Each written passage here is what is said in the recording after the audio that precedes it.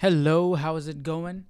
Today we will be jumping into 2nd Chronicles chapter 8 and going up to 11. So let me change that up here real quick. What did we cover yesterday? Moving the Ark of the Covenant into the temple, and Solomon did his prayer of dedication. God came down. The glory of God descended down onto the temple, and all is well, right? They did those sacrifices, like tens of thousands of bulls, and my gosh, they went all out for it, huh? But today we're going to be jumping into chapter 8. While the temple, I feel like, is probably Solomon's most notable achievement, Solomon was blessed in many other areas, especially his wealth. He was immensely rich. So we're going to look at his other achievements today. So let's get started here. Got the volume good. All right. It came to pass, at the end of 20 years, when Solomon had built the house of the Lord and his own house, that the cities which Hiram had given to Solomon, Solomon built them, and he settled the children of Israel there. And Solomon went to Hamath-zobah and seized it. He also built Tadmor in the wilderness, and all the storage cities which he built in Hamath. He built... Where are these cities exactly? Let's see.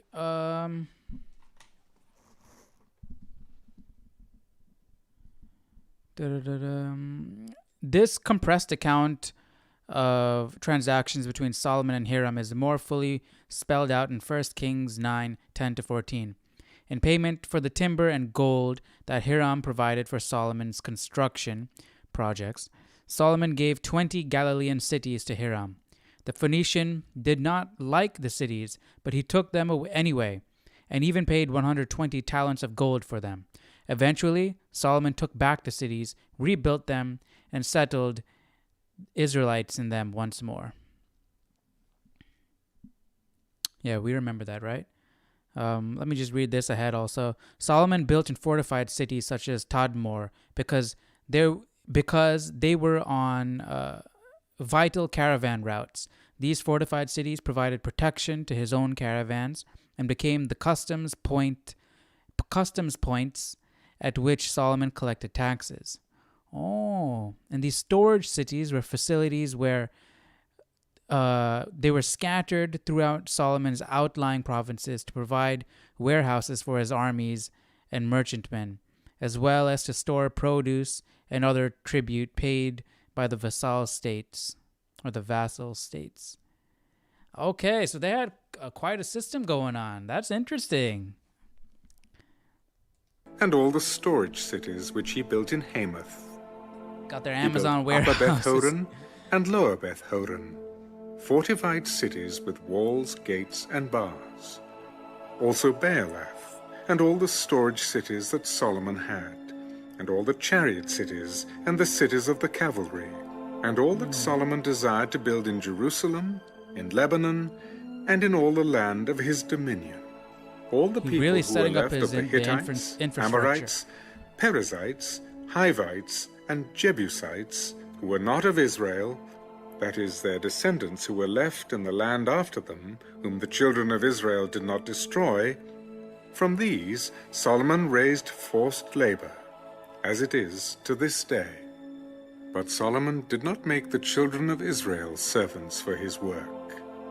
Some were men of war, captains of his officers, captains of his chariots and his cavalry, and others were chiefs of the officials of King Solomon, 250 who ruled over the people.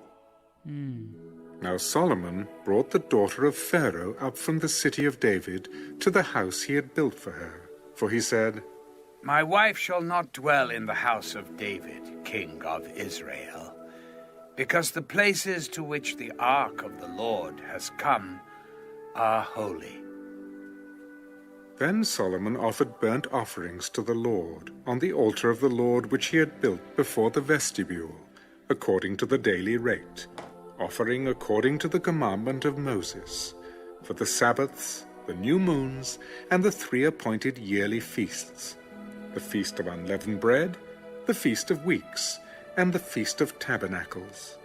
And, according to the order of David his father, he appointed the divisions of the priests for their service, the Levites for their duties, to praise and serve before the priests, as the duty of each day required, and the gatekeepers by their divisions at each gate. Order and all that stuff. For so David, the man of God, had commanded. They did not depart from the command of the king to the priests and Levites concerning any matter or concerning the treasuries. Now all the work of Solomon was well ordered from the day of the foundation of the house of the Lord until it was finished. So the house of the Lord was completed.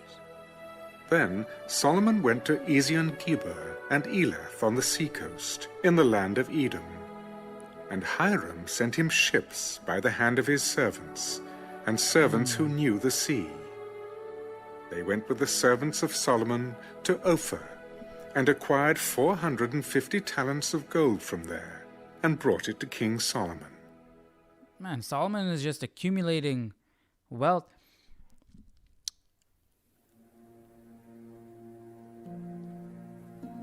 And that's one of the things he did wrong. We were covering that, I think, in Kings, where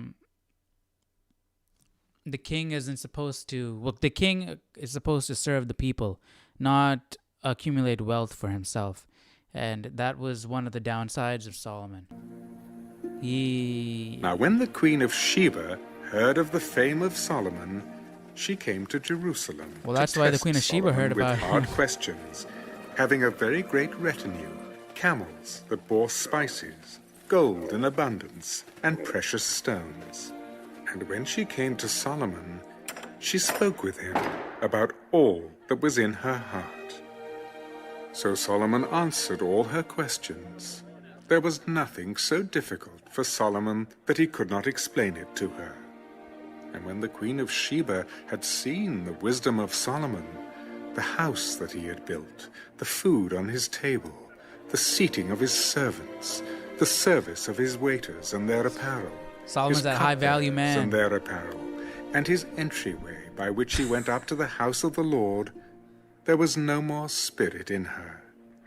Then she said to the king, "It was a true report which I heard in my own land about your words and your wisdom. What do you mean there was no more spirit? However, I did not believe their words until I came and saw with my own eyes. And indeed, the half of the greatness of your wisdom was not told me. You exceed the fame of which I heard. Happy are your men, and happy are these your servants, who stand continually before you and hear your wisdom. Blessed be the Lord your God, who delighted in you, setting you on his throne to be king for the Lord your God. Because your God has loved Israel, to establish them forever, therefore he made you king over them, to do justice and righteousness." And she gave the king 120 talents of gold, spices in great abundance, and precious stones. There never were any spices such as those the queen of Sheba gave to King Solomon. Also, the servants of Hiram and the servants of Solomon who brought gold from Ophir brought algum wood and precious stones. And the king made walkways of the algum wood for the house of the Lord and for the king's house. Also harps and stringed instruments for singers. And there were none such as these seen before in the land of Judah. Now King Solomon gave to the queen of Sheba all she desired, whatever she asked, much more than she had brought to the king. So she turned and went to her own country, she and her servants.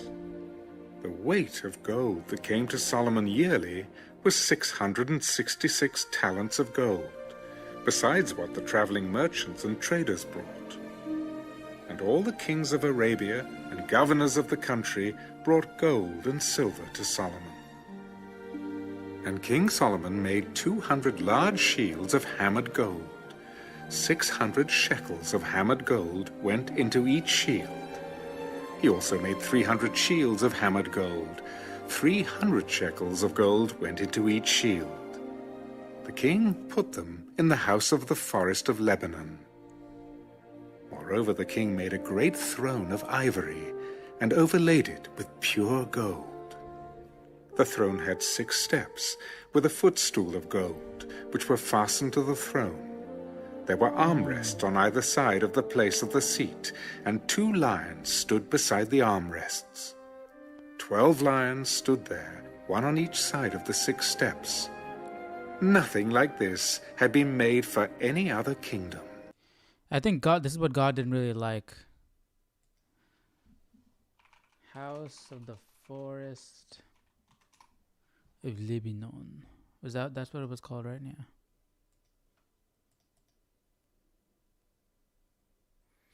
Yeah, I tried looking for a picture of this when we were looking at it in Kings, but I didn't find any good ones.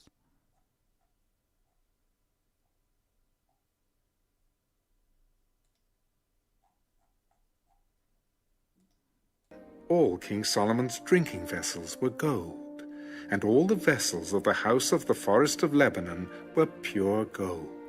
Not one was silver, for this was accounted as nothing in the days of Solomon. For the king's ships went to Tarshish with the servants of Hiram. Once every 3 years, the merchant ships came, bringing gold, silver, ivory, apes, and monkeys. So King Solomon surpassed all the kings of the earth in riches and wisdom. And all the kings of the earth sought the presence of Solomon to hear his wisdom, which God had put in his heart. Each man brought his present, articles of silver and gold, garments, armor, spices, horses and mules, at a set rate year by year. Solomon had 4,000 stalls for horses and chariots, and 12,000 horsemen whom he stationed in the chariot cities, and with the king at Jerusalem. So he reigned over all the kings from the river to the land of the Philistines, as far as the border of Egypt. The king made silver as common in Jerusalem as stones, and he made cedar trees as abundant as the sycamores which are in the lowland. And they brought horses to Solomon from Egypt and from all lands. Now the rest of the acts of Solomon, first and last, are they not written in the book of Nathan the prophet, in the prophecy of Ahijah the Shilonite, and in the visions of Iddo, the seer concerning Jeroboam, the son of Nebat? Solomon reigned in Jerusalem over all Israel 40 years. Then Solomon rested with his fathers, and was buried in the city of David his father. And Rehoboam his son reigned in his place. See, it's always the foreign women that's getting everybody into trouble.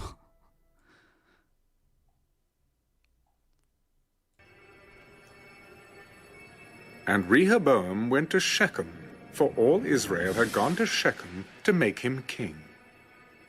So it happened, when Jeroboam the son of Nebat heard it, he was in Egypt, where he had fled from the presence of King Solomon, that Jeroboam returned from Egypt. Then they sent for him and called him, and Jeroboam and all Israel came and spoke to Rehoboam. Your father made our yoke heavy. Now, therefore, lighten the burdensome service of your father and his heavy yoke which he put on us, and we will serve you. Come back to me after 3 days. And the people departed. Then King Rehoboam consulted the elders who stood before his father Solomon while he still lived. How do you advise me to answer these people? If you are kind to these people, and please them, and speak good words to them, they will be your servants forever. But he rejected the advice which the elders had given him, and consulted the young men who had grown up with him, who stood before him. What advice do you give? How should we answer this people who have spoken to me, saying, 'Lighten the yoke which your father put on us'?" Thus you should speak to the people who have spoken to you, saying, 'Your father made our yoke heavy, but you make it lighter on us.' Thus you shall say to them, 'My little finger shall be thicker than my father's waist. And now whereas my father put a heavy yoke on you, I will add to your yoke. My father chastised you with whips, but I will chastise you with scourges.'" Ouch. So Jeroboam and all the people came to Rehoboam on the 3rd day, as the king had directed, saying, "Come back to me the 3rd day." Then the king answered them roughly. King Rehoboam rejected the advice of the elders, and he spoke to them according to the advice of the young men. "My father made your yoke heavy, but I will add to it. They're saying it My word father for word. chastised you with whips, but I will chastise you with scourges." So the king did not listen to the people, for the turn of events was from God, that the Lord might fulfill his word which he had spoken by the hand of Ahijah the Shilonite to Jeroboam the son of Nebat. Now when all Israel saw that the king did not listen to them, the people answered the king, "What share have we in David? We have no inheritance in the son of Jesse. Every man to your tents, O Israel. Now see to your own house, O David." So all Israel departed to their tents. But Rehoboam reigned over the children of Israel who dwelt in the cities of Judah. Then King Rehoboam sent Hadoram, who was in charge of revenue. But the children of Israel stoned him with stones, and he died. Ooh. Therefore King That would be such a horrible Rehoboam way to mounted go. his chariot in haste to flee to Jerusalem. So Israel has been in rebellion against the house of David to this day. Yep.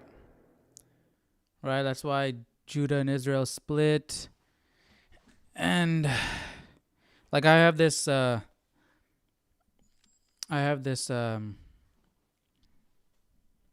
diagram in my Bible. Let me see if I can show it to you. The spiritual roller coaster of Judah. Up and down, up and down, up and down. Is that even? I mean, it's going to be blurry because I have it on manual focus to focus on me. But, right, they went from period of rebellion to period of reform, back and forth, just like in Judges. And all because of the same reason, paganism. Now, when Rehoboam came to Jerusalem, he assembled from the house of Judah and Benjamin 180,000 chosen men who were warriors to fight against Israel, that he might restore the kingdom to Rehoboam. But the word of the Lord came to Shemaiah, the man of God.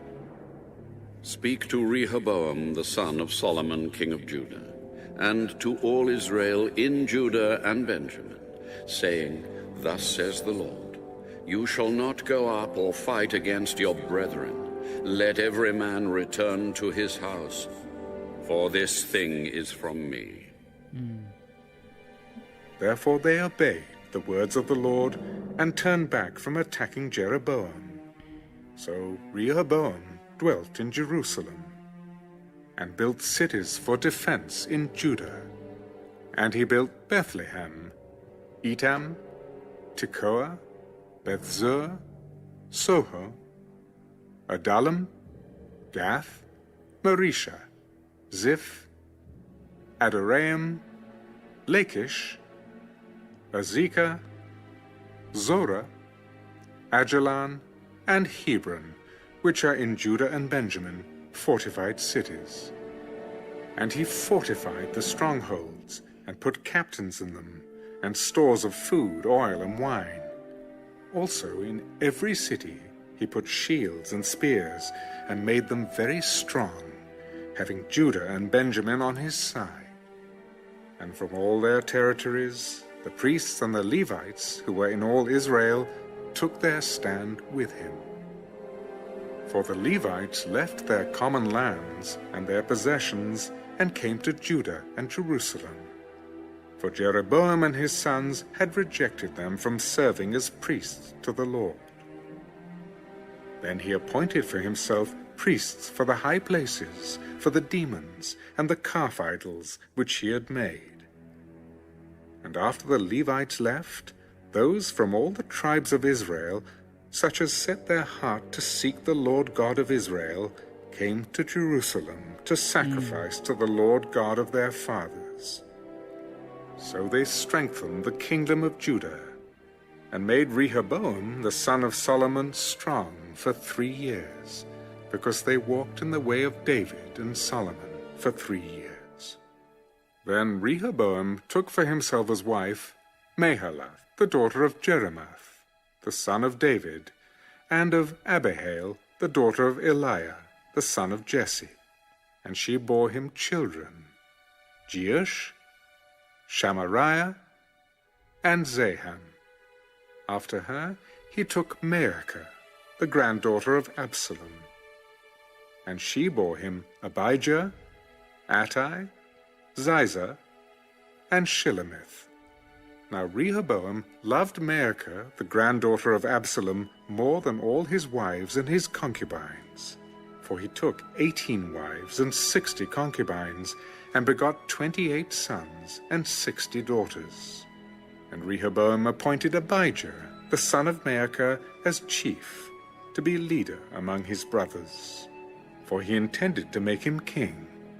He dealt wisely, and dispersed some of his sons throughout all the territories of Judah and Benjamin, to every fortified city, and he gave them provisions in abundance. He also sought many wives for them.